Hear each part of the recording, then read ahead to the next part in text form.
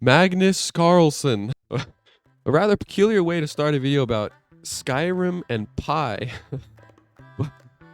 Hear me out. For the longest time, I've been obsessed with the idea of obsession. How does an individual get to a point in their lives where they can do something as fucking spectacular as this?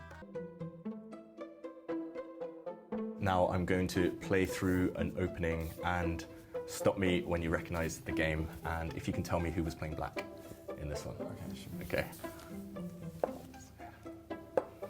So I'm sure you've seen this opening before. Okay, it's gonna be unknown.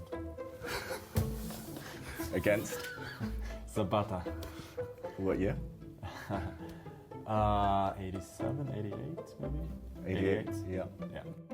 But the more I learn about these people who have these seemingly superhuman abilities, the more I realize that this idea of a genius that we commonly associate with them is a facade. No, don't get me wrong.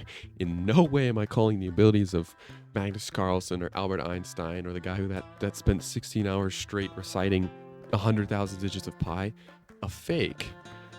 I'm just saying that they're humans. This means they have, at very least, 99.9% exact same DNA as you or as me. I have 99.9% of the exact same DNA as Albert Einstein or Magnus Carlsen or Nikola Tesla. So then that raises a question, what the fuck is holding us back?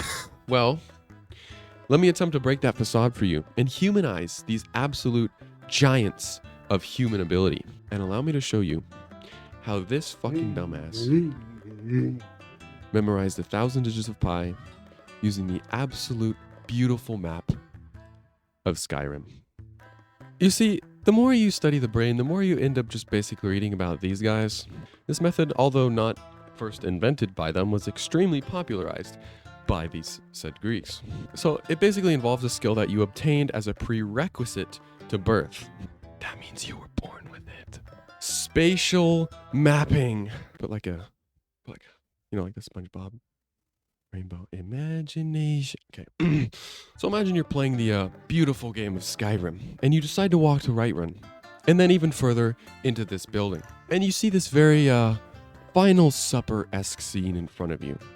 Even if you've never played Skyrim, you could probably remember what this looks like after just a few seconds of seeing it. Here's 18 numbers layered on top of each of the items in this room. Without pausing the video, I'm going to give you 10 seconds to remember them. Try to remember them in order from left to right.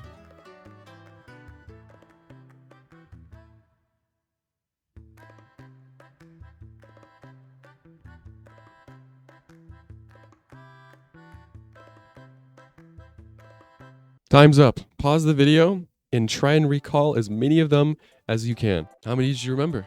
Chances are, not all of them. Now here, let me tell you about how this can get way easier. You're going to want to take the first 9 numbers, 0 through 9, I guess that's 10, whatever, and assign them to any letter. It doesn't matter what order or what letter you assign them to, just make sure they are 1 to 1. Head yourself over to Google Sheets or to Microsoft Excel if you're a troglodyte, and voila, it's time to get creative. For each of the letters, you're going to want to assign them to a person that it reminds you of, an action you associate with them, and an object which correlates as well. You can put whoever you want for these, but I highly recommend one thing. Don't think too hard. Okay, basically what I'm trying to say is you can put whoever you want for these, but the entire point of this system is so that it relies on the pre-existing connections that you already have in your head. For example, if I say 06 or OS, don't just put a random celebrity. Don't look up random celebrities with initials OS and then put the first person. Think of whoever comes to your mind immediately.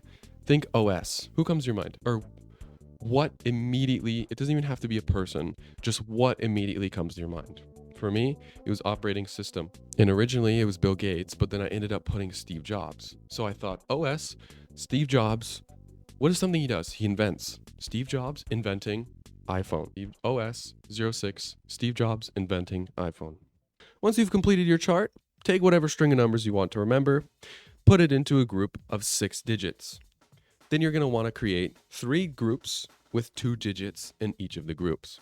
Take the person from the first 2, the action from the second 2, and the object from the third 2, and voila, you've created a visual abomination. Then, using this strategy called a memory palace, you're going to want to place these random visual abominations inside of the places that you know really well. Also, here's a tip that I had to learn the hard way. Follow a route. Use the right wall, go around the right wall, or go around the left wall. Just make sure it's equal across every single one of your places. So to any sane person, I keep getting distracted. Hold on. So basically, I want you to look at your image for a second, right? Whatever you created, this is just random 6 digits for my PAO system.